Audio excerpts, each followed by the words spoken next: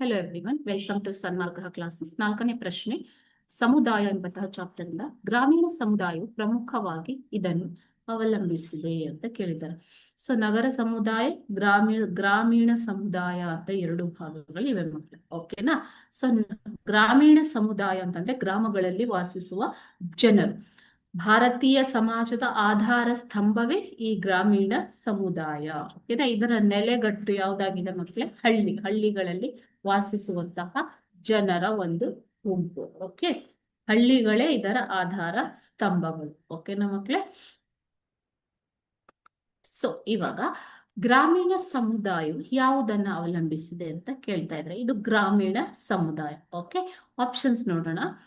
Option A ಕೈಗಾರಿಕೆ, option B ಕೃಷಿ, option C ತಂತ್ರಜ್ಞಾನ ಮತ್ತು ಆಪ್ಷನ್ ಡಿ ವಾಣಿಜ್ಯ ಹಾಗೂ ವ್ಯಾಪಾರ.